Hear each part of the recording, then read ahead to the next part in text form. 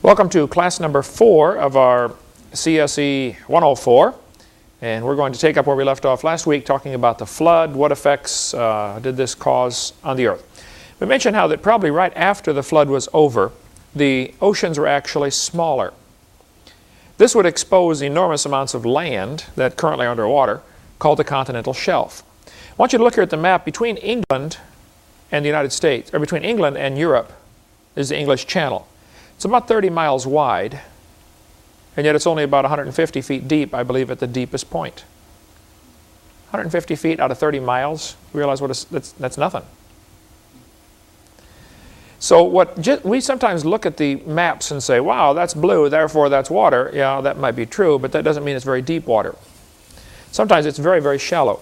In between Alaska and Russia here, you can see underwater land bridge that's just absolutely enormous. And all you'd have to do is freeze a bunch of the water and stick it on the poles as huge ice caps. If the ice caps were larger, the oceans would be smaller, obviously. If the oceans are smaller, then the land masses are not only bigger, they're all connected. This shows where the land bridge would be if the ocean levels were lower a little bit. So we have two parts to the ocean basically, or it depends how you want to count it, but we have the continental shelf, then we have the continental rise, and then the deep part called the abyss. Florida was probably about 1,000 miles wide.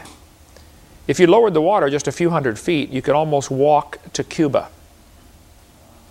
And then from Cuba, you can hop over the creek and go to Mexico.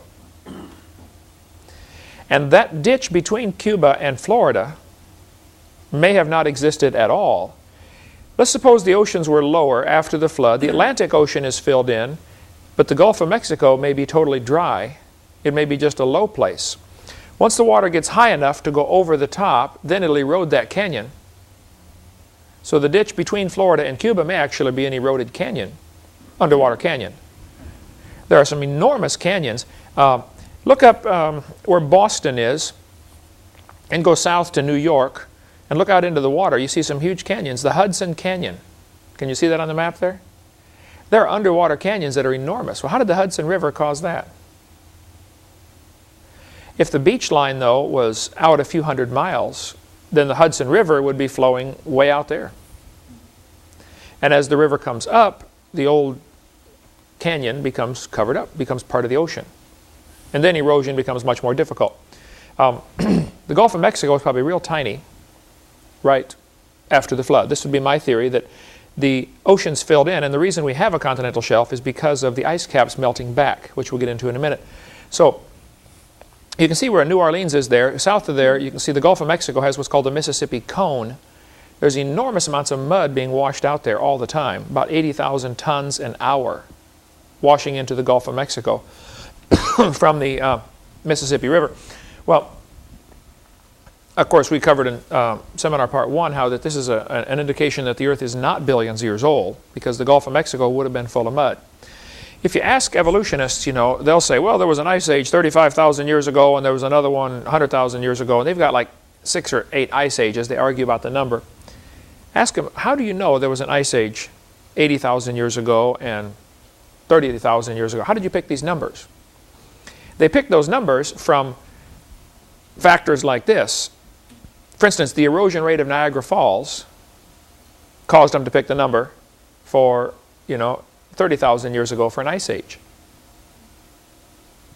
And the filling in of the Gulf of Mexico would cause them to pick the number to say, oh, well, that was because 100,000 years ago there was another ice age. That's why they're getting those numbers, is from these features. When I was in Fairhope, Alabama, which is right on the Pensacola side of Mobile Bay, I asked some of the folks there, I said, how deep is the bay out there? Because there were some people out there going out in boats. They said, well, about the deepest place is about 7 feet. I mean, all the way across that huge body of water, 7 feet deep, this deep. When they have a hurricane, two things happen in a hurricane. There can be a tidal surge where the wind is blowing one direction so much it pushes the whole water pushes up.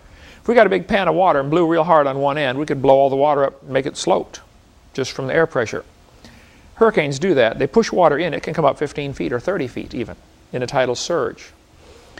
But before that happens, if the wind is blowing offshore, you have the opposite effect.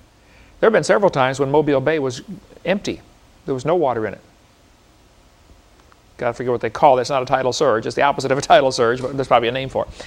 Same thing with Pensacola Bay. Very, very shallow. Lake Okeechobee down in South Florida. You can see that dot, that huge blue dot there in the central part of South Florida. It's only 6 feet deep. Giant lake. Very, very shallow. So it's a little deceptive to look at maps and say, you know, because it's blue, it's water, therefore it's all the same. No, they're definitely not all the same. So why do we have a continental shelf? How did the oceans fill in? Where did all this extra water come from? We're going to cover that here tonight on things more about this flood in what I call the Hovind theory, so nobody else has to take the blame for this. The ice caps would be huge for several hundred years right after the flood. Then they would slowly melt back. There have been cases where they've seen icebergs, you know, break off, then float around for 5 years before they melt. There's been serious consideration of getting icebergs and dragging them down to water Sahara Desert. The problem is the cost of dragging it down there. You know, take an awfully big boat and a whole crew of guys and a lot of gasoline, and it's just not worth it. You know, it's cheaper to go raise your crop somewhere else currently. But if the price of food quadrupled, people might look at that a little more seriously. Well, now it's, you know, it's feasible to do. The flood is right here on this timeline. Noah's son Shem, born about 100 years before the flood. After the flood, had a son named and he named him Arphaxad. Arphaxad begat Selah. Selah begat Eber. Notice all of these guys are living over 400 years. Then you get to Peleg, and he only lives 239. What happened in the days of Peleg anyway? Something changed on the earth. So, here's my theory. During the last few months of the flood, the unstable plates of the earth, which had been fractured, would shift. I mean, if the earth's crust was cracked up like an eggshell, and these pieces are floating around, someplace tilts up or tilts down or slips up and down, if the thin spots sank down, the water would rush down to fill in the hole, causing Grand Canyon in a few hours on the way, or a few weeks at the most. And also, the other part that lifted up would become the mountain range. Thin spots sink down, other places lift up, like a waterbed. You push down somewhere, someplace else goes up, or a water balloon. The runoff would cause huge canyons in a hurry. The earth today is almost perfectly smooth for its size. The earth, they say, the biggest mountain we know of is Mount Everest, 5 miles tall. Well, on an 8,000-mile Earth, that's 0.0625%. Cue balls have bumps bigger than that. If you shrank the Earth down to the size of a cue ball, it would be smoother and rounder than the cue ball. Even though, you know, Earth has these giant mountains, they're insignificant compared to the size of the Earth. At this distance, you can't even find Mount Everest or the Rocky Mountains. You couldn't find them. This runoff then would cause canyon features to be formed very quickly while the sediments are still soft. You go places out west. I've flown out west many, many times, and I just never tire of looking out the window of the airplane at these huge areas where it almost never rains, and yet it's obvious there's been enormous amounts of erosion here. I think all this stuff probably formed quickly. When I was in is it Lompoc or Lompoc? Lompoc, okay. I didn't stop and ask a local native, but you guys lived right by there. I was driving down this new highway they just put in. Been there a couple of years, I think. And apparently they didn't get the sod planted in time, because off to the side I saw some erosion. So I walked up and took some pictures. As I got closer, I realized, man, we have a miniature Badlands. Probably after 1 or 2 rainstorms. All you need for erosion is lots of water and soft sediment. The softer the ground, the faster it erodes. Common sense. Here's Bryce Canyon. Tremendous erosion marks with these. The reason these pillars are sticking up is because there's a hard rock on top. If you have a hard cap on top, the water hits it and erodes everything beside it, but it can't erode right under that hard cap, unless, of course, it gets enough that it falls over. You know, did you guys stop in Colorado Springs and see Garden of the Gods on your way back? Have you seen that? My aunt lives there in Colorado Springs. We used to go there a couple times a year as a kid, all my life, you know. Been all over those Garden of the Gods, climbing on those rock formations, which very obviously were, I think, from the flood in the days of Noah. The Mississippi River basin is gigantic. This whole purple area drains into the Mississippi River and comes out in New Orleans. And by the way, the Mississippi is trying desperately to change its course again, and they are spending a fortune to make it not change its course. They have giant projects to prevent this from happening. But Chicago is only 600 feet above sea level. 2 football fields. You know, from here to the stop sign, that's the elevation of Chicago. Above Pensacola. Not much. Now, this 600-foot drop the Mississippi River goes through, it takes the Mississippi about 920 miles to drop from the equivalent latitude of Chicago down to New Orleans. So it's going to drop 600 feet in 920 miles. Not much. It's dropping 8 inches every mile. Because the Mississippi is flowing on such almost level ground, drops this far in a mile. Gravity pulling it down. The Mississippi River loops back and forth because of this low gradient, it's called, meandering. If you built a dam across Grand Canyon, of course a giant lake would form. If you could build a dam across the Mississippi, you'd have to cover, you know, probably all the state of Louisiana, be an awfully big dam. But if you built a 600-foot high dam across New Orleans, Chicago would be on the beach from a giant lake that would form. That whole purple area would be underwater. Grand Canyon, as we mentioned, is obviously a breached dam. Textbooks always say it took millions of years to make Grand Canyon. That simply is not true, okay? The top of the canyon is about 4,000 feet higher than where the river enters the canyon. Rivers do not flow uphill. No way that river made that canyon. It had to be formed quickly as a lake overflowed, okay, a spillway. Grand Canyon is a washed out spillway, basically. And here's the map that they give out at Grand Canyon. If you go there, this is the map they'll give you to get around. The river enters the canyon 2,800 feet above sea level and flows south and then over to the left, to the west. The canyon rim is over 6,900 feet, up to 8,500 feet in places. At that point, the river is only 1,800 feet above sea level. So since the top is higher than the bottom, and the river runs through the bottom, and the top's higher than where the river enters the canyon, and rivers don't flow uphill, then that river did not make that canyon.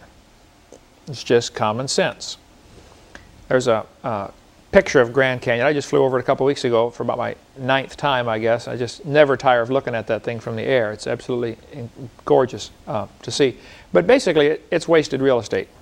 What can you do with it besides look at it? That's about it, you know. I was in Idaho, and I stopped at a bridge and took a picture of a massive canyon. This little creek at the bottom flows into the Snake River, where Evel Knievel tried to jump across, you know, with his motorcycle. The Snake River, there's the Snake River there. I don't know if that's the place, but near there he tried to jump across with his motorcycle. Stupid. See, the rivers, though, are characteristic. You can tell things about the history of the river a little bit by the shape of the river. This textbook says, flowing through the Grand Canyon, the Colorado River provides a puzzle as to its stage of development. The river shows the wide looping meanders characteristic of an old age river. However, the valley walls are steep and V-shaped, characteristic of a youthful river. How might this apparent conflict of characteristics be explained? See, steep sides indicate it's fast moving. Looping back and forth indicates it is slow moving. And they wonder, how did that river make that canyon like that? Well, the river didn't make that canyon. Here's an aerial shot of Mississippi River, looping back and forth. Oftentimes, the loops actually get pinched off and it flows straight across, leaving the loop behind. So now you got a problem. If on the right side it's Illinois and on the left side it's Missouri, now a loop gets cut off. Who gets the loop? There's new farmland created. Is it in Missouri on the Illinois side of the river now? Take a close look at a map sometime. All along the Mississippi River, you'll see many areas that are colored to go to the state on the other side, because it used to be there. I think they finally now, most states have kind of made an agreement. Okay, now regardless of what the Mississippi does, this county, this property here belongs to our state. You know, they pretty much have settled most of that. But it becomes a real problem if you happen to be living on one of these meanders. When it cuts it off, the lake that's left behind is called an oxbow lake. Who cares? Okay, that's the kind of stuff you study in earth science. Steep sides, though, indicate the river's probably very young or on high sloping ground, rapid sloping ground, so you get a steep sides to the river. So those would be a good quiz questions. Characteristics of a low gradient, meaning not very steep ground, stream are, the characteristic is that it's looping back and forth. Characteristic of high gradient stream is steep sides on the river. Grand Canyon has both, loops and steep sides. And they can't figure out how it formed because they're assuming that the river made it. And the river didn't make it. The flood made it. This is from the phenomena of liquefaction we mentioned earlier. You had an earthquake in Japan. When the ground shakes, a lot of the water comes to the surface, and the whole surface of the ground becomes like putty. And the buildings sank in. See the building on the far right with the arrow pointing to it? The top is to the left. It is leaning over 60 degrees. That'll be tough to put the dishes away in the cupboard. Building number 3 there is leaning over pretty good. I mean, how do you fix something like that? Jack it up, right? Liquefaction causes the ground to become like soup.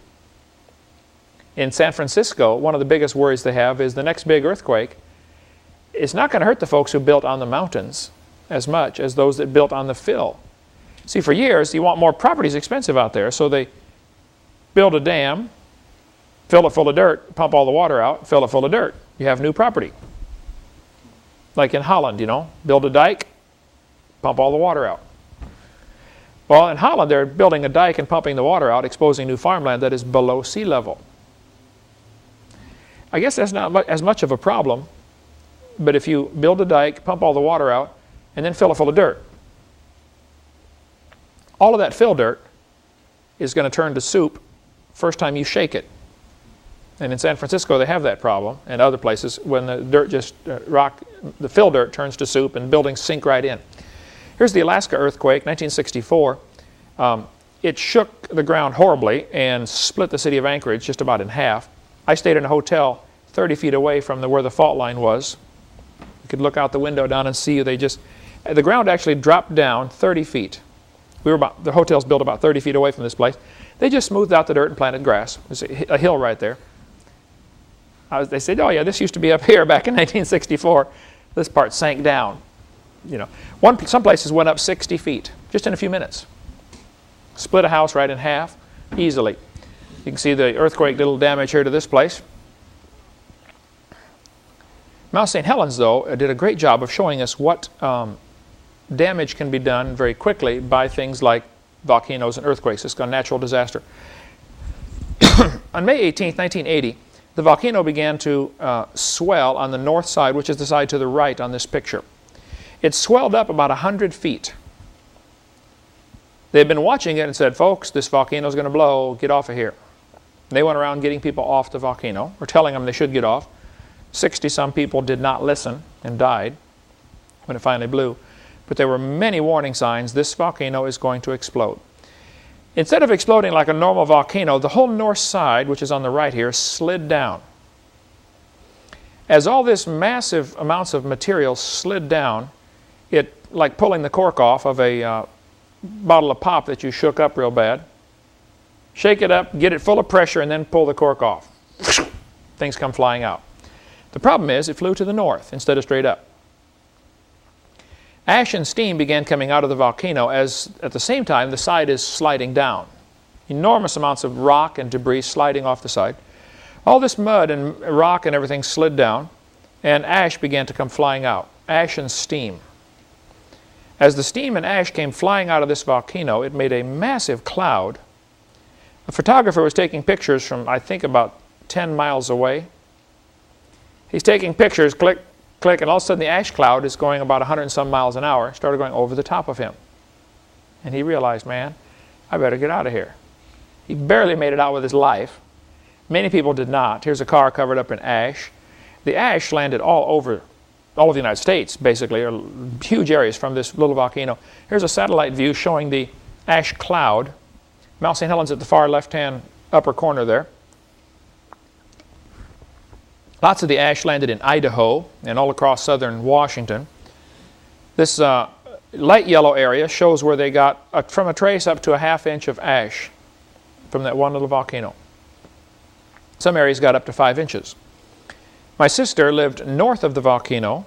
Now it blew to the north, but the wind caught it and blew it to the east. The volcano erupted toward the north, and the wind blew it toward the east. Some of it landed in New York City. Some of the ash did. It affected the weather patterns for quite a while. But you can see the spot there in Oklahoma where quite a bit of ash landed. That's interesting. Probably one of the things that caused that would be what's called the Coriolis patterns, Coriolis effect. As the Earth is spinning, hot air is rising and cold air is sinking, and they're actually up and down circular currents to the atmosphere that are hundreds and hundreds of miles wide.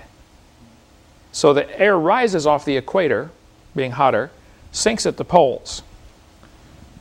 If it weren't more complicated, then you just get a big circular pattern of air. It'd sink at the poles, rise at the equator, and life would be simple. The problem is, while this is happening, the Earth is turning. Confusing things. And there are several places at 30 degrees latitude and 60 degrees where it makes a mini circle. At the equator, because hot air rises, the wind is generally blowing toward the equator. Not always, but that's a general rule of thumb. Well, if you're sailing along in your sailboat, everything's doing great. When you get to the equator, all of a sudden, the wind stops. Within a few hundred miles of the equator, because now it's not blowing anymore, it's blowing up, which doesn't do your sailboat any good. And so many people, in the old days, the ships were stranded there.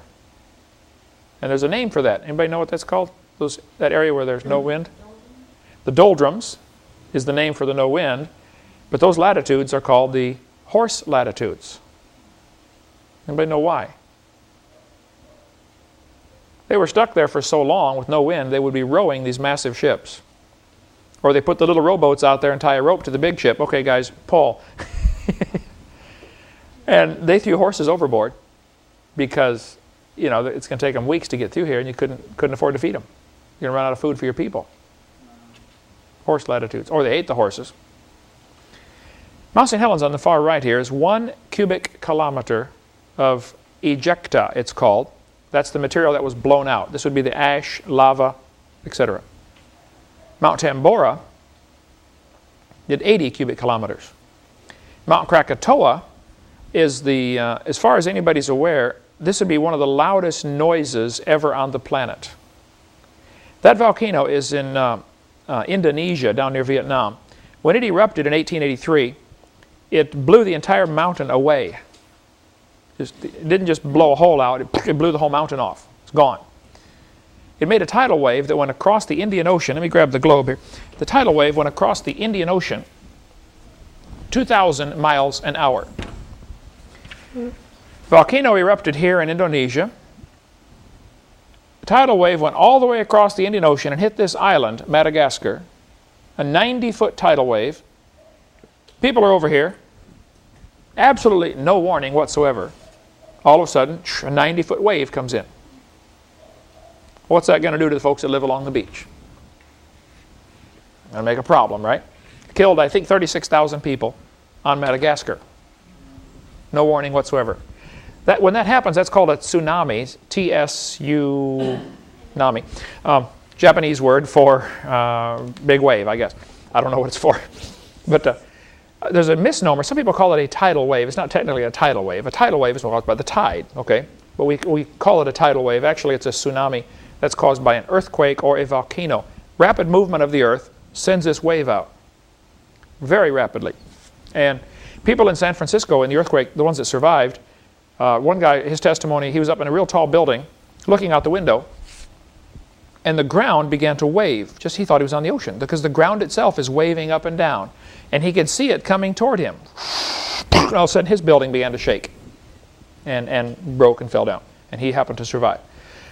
Okay, who cares? The ash blown out of Mount St. Helens was pretty interesting. The mud and ash and steam were the big problems from this volcano. Here you can see a picture of a mud slide sliding down the side of the volcano. This rapid mudslide did enormous damage down there. I've been to it a couple of times since it happened. It tore trees up like they were nothing, you know, toothpicks, and boulders and trucks and everything moved down in this mud flow. Here's a semi that got caught in the mud flow. Boss is going to be mad about that, I can tell you right now. Looks like the semi is parked up against a motorhome. The guy came home to visit. I went and visited an A-frame house, which the people just had almost done, ready to move into. And the mud flow came down the river and filled their house halfway full of mud. They just abandoned it. You can still, if you ever go to Mount St. Helens, you can stop on the road up there to Mount St. Helens. You can stop and see the A-frame house. It's still there, half full of mud. Probably for sale, cheap. Okay. Here, this picture in the center, you can see Mount St. Helens, crater with lava dome. To the left, the little insert there is what it looked like before the eruption. The rest of the picture is what it looked like after the eruption. I want you to notice Spirit Lake. Can you see that on there? The before and after pictures of Spirit Lake. It actually raised the entire lake. I forget how much. All this stuff is on Stephen Austin's video, which is excellent, about Mount St. Helens, because he did just enormous studies on that. But the pyroclastic flows there, the volcano flowed to the north and then went to the left and blocked off the river. It blocked off an entire valley, just filled it up full of mud. Here there was an established drainage pattern. All this water is draining through there for years. Now it's all of a sudden has nowhere to go. The hot mud flowed right over blocks of ice that had been blown off the mountain. Mount St. Helens, before this happened, had glaciers all over it, just like Mount Rainier does. And when I climbed Mount Rainier, they said there are 13 glaciers. We climbed right across several of them. Nisqually Glacier, and I forget the name of them now. But I mean, these things are 200 feet thick, solid ice. Well, chunks of ice as big as this building were blown down into the valley when Mount St. Helens blew. Then all this hot mud flows over the top. Well, hot mud on top of ice is going to create a problem. Ice is going to melt, turning to water. It's going to shrink 12%. Then it's going to turn to steam, which means it's going to expand 1,700 times. That's how a steam engine works. Drop of water turns to steam, enormous pressure, pushes the piston, turns the wheels, whatever you're trying to do with it. This hot mud over the top of these blocks of ice created a problem. The ice began to explode as it tried to expand under the hot mud. There were explosions that were so loud people thought the volcano was erupting again. After the explosion, the ice explosion, there would be a pit there, which everything would slump back in. All around this steam explosion pit, you can see erosion marks. Now, I guarantee some teacher's going to take his kids here someday, and now, kids, this took, he's going to say, kids, this took thousands or millions of years to form. No, this took about 15 seconds to form. Didn't take thousands or millions a year. The river system formed in 9 hours. The whole river, after it got blocked off, the landslide of May 18th buried the river and highway to Spirit Lake to an average depth of 100 feet. It also buried most other drainages in the 23 square miles of Upper Toutle Valley and plugged the valley's mouth. For 22 months, water had no established path to the lower waterway. Then on March 19th, 1982, almost 2 years later, an eruption melted a large snowpack that had accumulated in the crater over the winter. The waters mixed with loose material on the slopes of the mountain, creating an enormous mud flow. In 9 hours, while no one watched, the mud flow carved an integrated system of drainages over much of the valley and reopened the way to the Pacific Ocean. The drainages included at least 3 canyons 100 feet deep. One was nicknamed the Little Grand Canyon of the Toutle because it was a 1/40th scale model of the Grand Canyon. There are quite a few different Little Grand Canyons, okay? There's a Little Grand Canyon in Georgia. We talked about that last class. There's a Little Grand Canyon in Pennsylvania. There's a Little Grand Canyon in Washington State. This river was blocked off. When it finally got deep enough to go over the top, it began to carve out canyons, gullies, in a hurry. This canyon formed in just a few hours. It's 1,000 feet wide, 140 feet deep, 2,000 feet long. Once water starts going over a dam, erosion can take place very, very quickly. Here's a Grand Canyon in Yellowstone National Park, Wyoming, another little Grand Canyon, I think they call it. That probably formed in a couple of hours as the flood went off. Didn't form slowly over millions of years. In the sides of these canyons, you can see layers of rock. Here's the drainage pattern that the mud flow did in 1982 in Mount St. Helens. Here's a person standing on the edge looking down into this massive canyon, which formed just in 9 hours. At the bottom, you can see a person down there for scale. Above her head, there are all sorts of layers. Now, all of these layers were formed quickly as the mud flowed in, and the canyon formed quickly as the water washed through. I guarantee you some teacher's going to bring his kids here someday and say, boys and girls, each layer is a different year, so this represents thousands of years of accumulation. No, this represents, a few minutes of a mud flow. There's a little river at the bottom of this canyon. And if you think that little river made that big canyon, you are mistaken. And if you think the little Colorado River made that big canyon, you are just as mistaken. It didn't do it, okay? These things are evidence of a massive flood. The trees that were blown down by Mount St. Helens was pretty impressive. It blew so many trees down, loggers went in there to pick up whatever logs could be salvaged. When I was there, in 2000, what month was I there? Doesn't matter, I was there. Here it is 20 years after the eruption. I went up to see Mount St. Helens again. There are still thousands and thousands of trees laying all over. Been there for 20 years, got blown down. The trees flowed into the river, many of them, and blocked off rivers every place. Here are some semi-trucks next to some of these big logs. And if you've never been to Washington or Oregon to see the huge trees on the western coast of the United States, you won't know what I'm talking about. But those trees are enormous. Brother Pratsuk, did you live on the west coast, California or Washington? You never lived there, did you? I just was over there, but not You were over there, you didn't live there, okay. These are enormous trees, there's all sizes up there, but loggers went in there to pick up the trees. And I've heard different numbers, but several people have said, yeah, they think they picked up 900 truckloads of trees every day for 7 years and only got 10%. I sat by a guy in the airplane flying back from Seattle one time. I was preaching out there. I said, what do you do for a living? We're going to be together for 3 hours, so I always talk to people on airplanes. He said, I work for Weyerhaeuser Lumber Company. I'm one of the vice presidents. I said, really? I said, did Mount St. Helens affect you guys? He said, yeah, we lost, I forget how many hundreds of acres of wood got blown down. I said, well, what'd you do? He said, well, we went in there to salvage whatever we could. We paid to plant all those trees, and we've been harvesting them for years. He said, it's very interesting. The government owned quite a bit of the property, and we owned quite a bit of the property. The government said, we're going to let nature take its course. We're not going to touch it. They left theirs. Weyerhaeuser and other paper companies and lumber companies went in there, picked up all the dead trees, planted new trees right away. Today, on the privately owned land, the trees are 20 feet tall and doing very well. Established forest, okay? Many of them 30 feet tall. On the government land, because they didn't plant right away, they just said, let nature take its course. The topsoil eroded off. Now they won't even start growing. Their trees are 2 or 3 feet tall. The ones that in many areas are ruined. Leave it to the government to mess things up, right? Here you can see at the very bottom the crater Mount St. Helens made.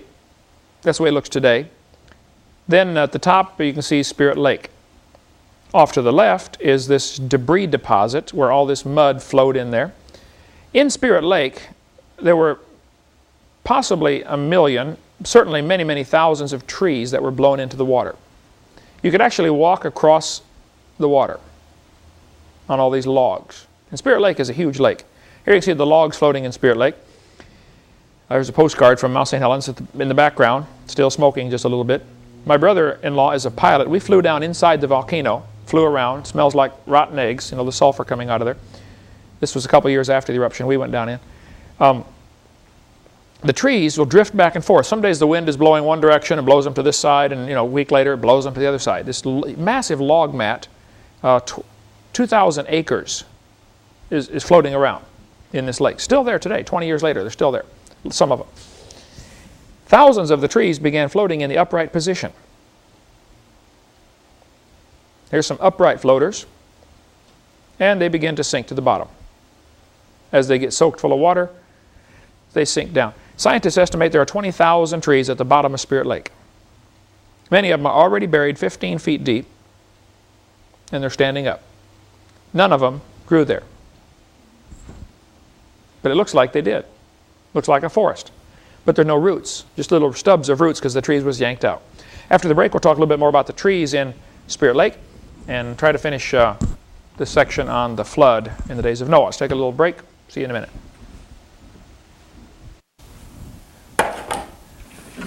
Okay, let's continue here on Mount St. Helens and the damage it did. They estimate that Mount St. Helens was the same as an atomic bomb going off every second for 9 hours. And it's a small volcano by volcano standards. There have been some really big ones since then. Okay, these trees are floating in the bottom, or floating to the bottom of Spirit Lake. They settled out by species, which was very interesting. The Douglas fir trees would settle out the same time. Later the pine trees would settle out. Very interesting the way they settled, because the wood density would be similar for these different species of trees, and so they would absorb water at roughly the same speed, and so they would settle out in layers. It looks like there was a forest of pine trees. Excuse me. It looks like there was a forest of pine trees, and then there was a forest of Douglas fir trees, and then a forest of something else, because of the way they settled out into layers. But it's not.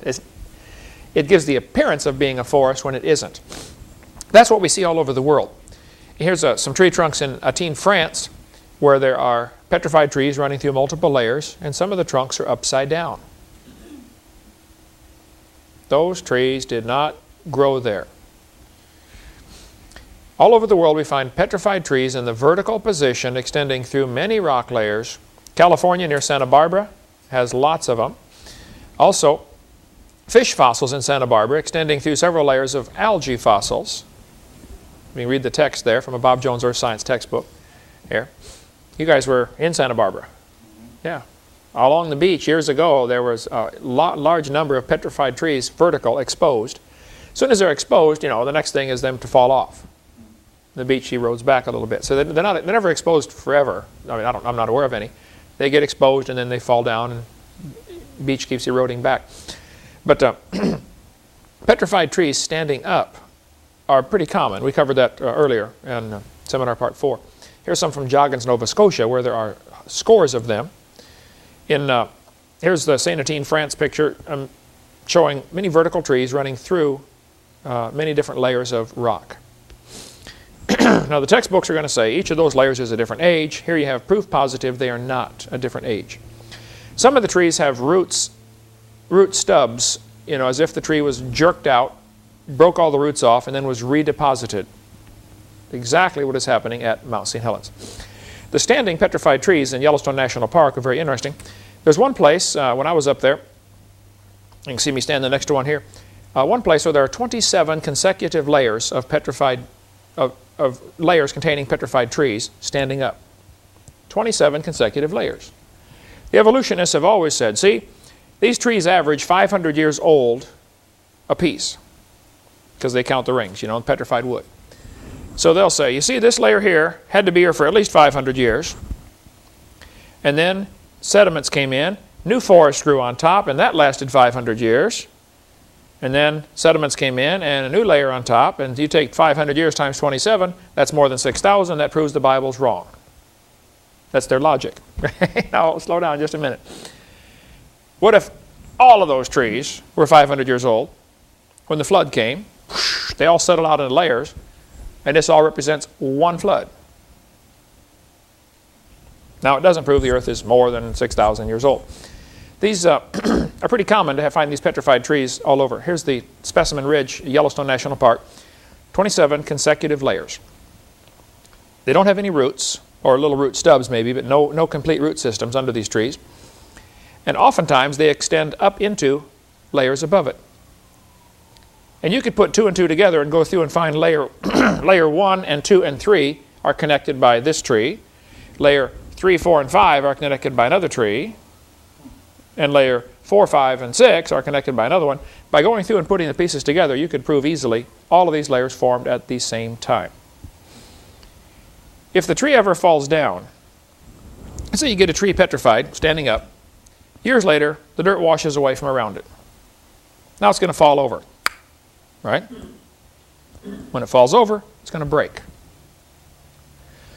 Petrified forests all over the world are often with trees laying down and they're broken up into logs. I don't know if you've ever cut down a tree for firewood or not, but when you cut a tree down, it does not break up into logs for you automatically. How many notice that phenomenon when you cut the tree down? Okay, let's see. Can you, under the screen, is that one wrapped in plastic, that big piece of petrified wood? I'm tied into a microphone here, but if you could bring me that one. That was just given to me here 2 days ago, was sent to me. I saw it a few weeks ago. The guy that sent it to me has a letter with it. This is pretty fascinating. I've been wanting to get one of these for my museum. The large one, yes. I know it's pretty heavy. And take that paper. Yeah, the letter too. Yes, sir. He said, Brother Hovind, I have some petrified wood that has chop marks on the end of it. This tree was chopped down. I said, man, I would love to get one for my museum. And you can see, looking on the end of this log, here's the letter the guy sent me about the petrified log. Thank you, sir. Where it was chopped down with the hatchet marks on the end. There's another one down there on the floor. This wood, he's got the story here. This site was harvested in the 1950s, from 1958 to 59, and this is apparently a log that got left behind and happened to get covered up with mud and petrified in less than 30 years. He said they replanted it with pine, because they had harvested the hardwood, oaks and stuff like that. They replanted it with pine. The men unearthed this log under a few inches of earth by accident when dragging out the logs. The men who did this were James Lloyd and L.D. Ford, who still live in the area, although their fathers have since deceased. This is from Knoxville, Tennessee, Memorial Baptist Church. Sent me this here just a couple days ago. Don't want to sit and hold that for the whole class period. So that's one of the strange things we get around here.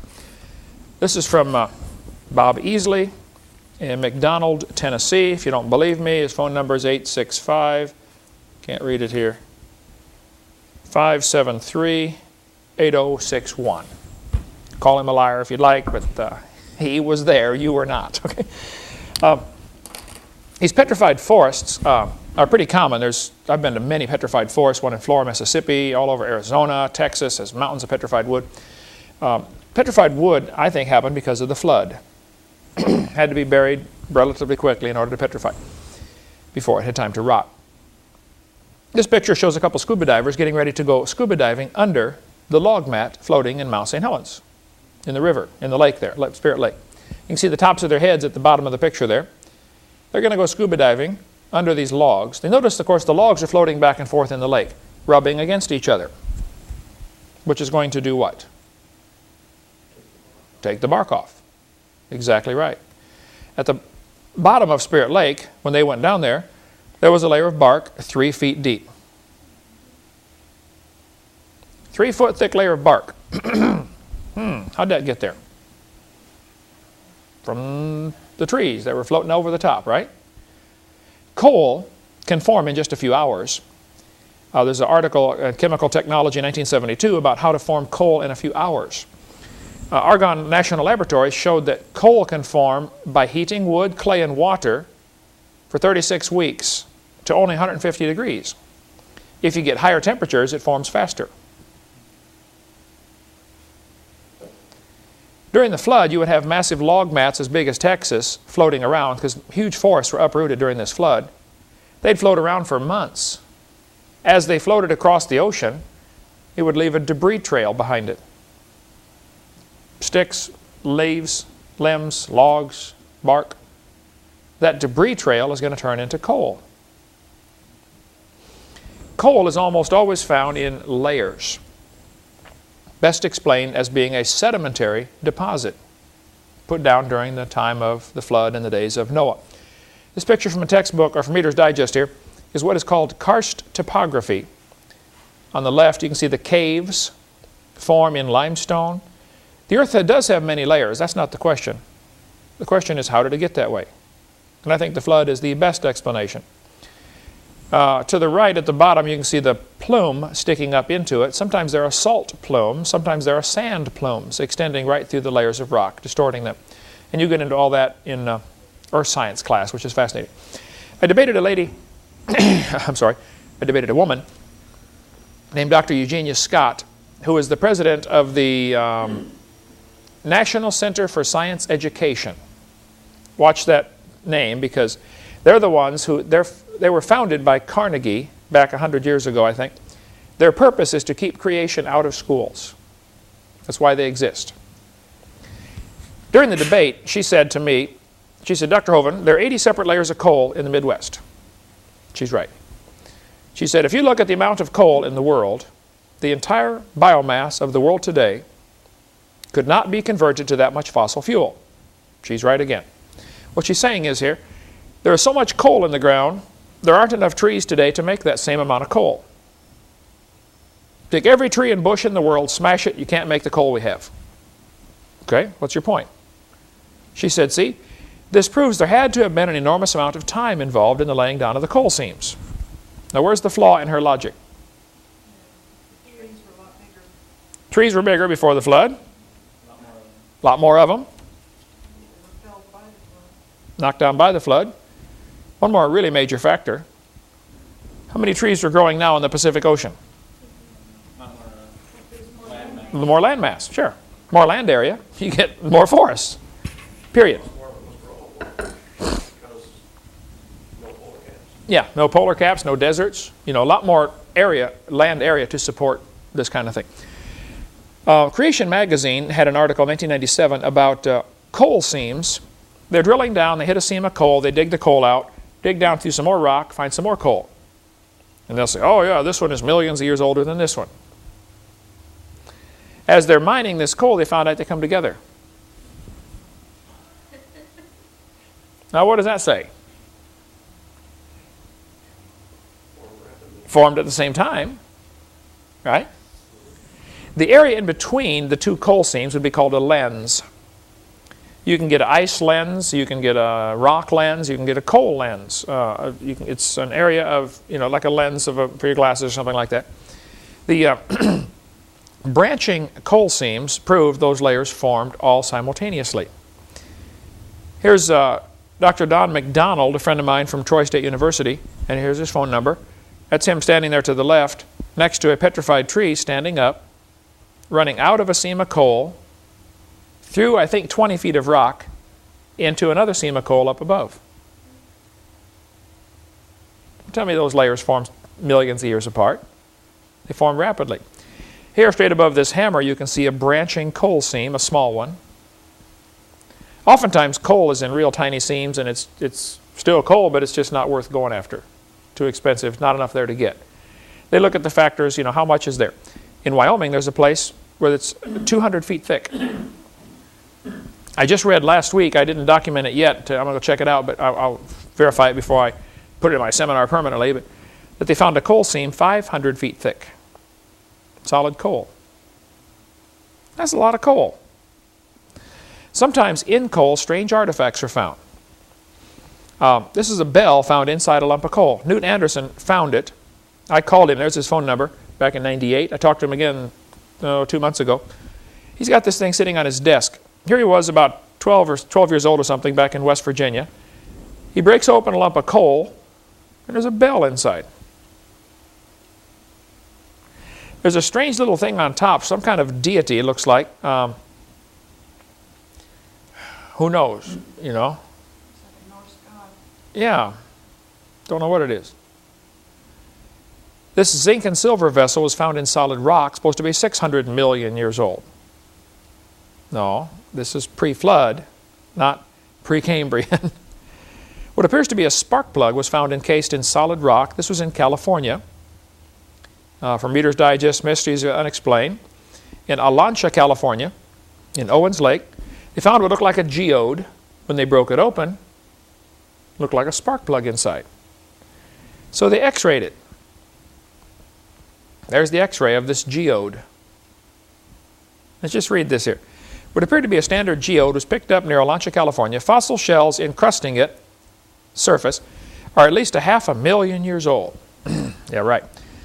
This artifact object came to be known as a Coso artifact. Coso. The names of the people who found the artifact were Mike Sull, whoever they are, okay? They found it in 1961 on a mountain peak 4,300 feet high, 340 feet above the dry Owens Lake. Geologists think that about 1,000 years ago, Owens Lake was as high as the top of that peak. Currently, no professional scientist has ever investigated the artifact. Even though it is found to be magnetic, it's quite similar technologically to a modern-day ceramic supercomputer capacitor. June 11th, 1991, Mrs. Culp found a gold chain inside a lump of coal. One year when I was up visiting my brother who lives in Illinois, that's where I grew up, I got the phone books and called every Culp in Illinois, trying to find out what happened to this thing. Who has the gold chain? I found out some people who said, oh yeah, I remember seeing that. I knew about that. Grandma had that. I don't know where it went. Last time I saw it was 1959. So if you watch the tape and you're a Culp, please find out for me who the culprit is that has this thing. Because I would like to buy the gold chain for our museum here. A carved stone was found in solid coal in Webster, Iowa. A stone somebody had obviously carved on.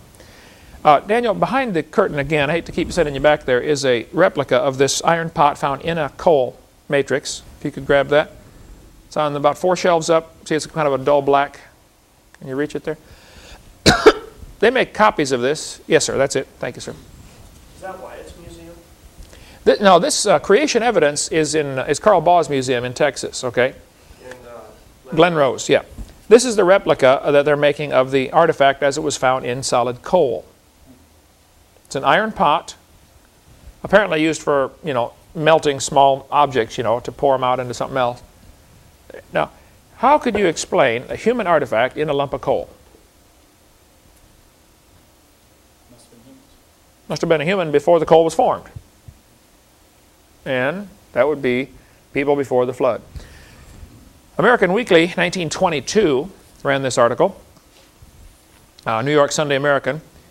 The sole of a shoe from Nevada. The stitching pattern was clearly visible, including the twist of the thread. The rock was 213 to 248 million years old. Now, Michael Cremo, who wrote this book, Hidden History of the Human Race, is a Hindu. I've talked to him several times.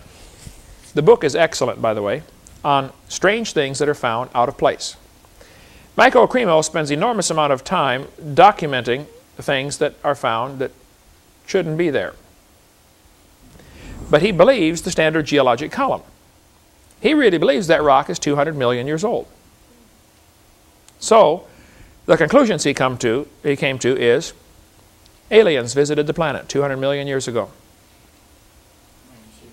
Why not question the idea that the rock is 200 million years old? Why do you accept that and come to these wild other conclusions? When they found dinosaurs, when Mackall went to Africa, said there are dinosaurs still living in Africa. He came back and said, it's amazing they survived for 70 million years. The thought never entered his mind, hold it, maybe your whole theory is baloney, okay? Genesis 8 says the water assuaged. This is a very interesting word. The water did not just go down or dry up. What happened to the water after the flood? Well, next week we'll talk more about what happened to the water after the flood and try to finish up what's on our videotape number 6. Then we can get into the question and answer session on carbon dating and stuff like that coming up next.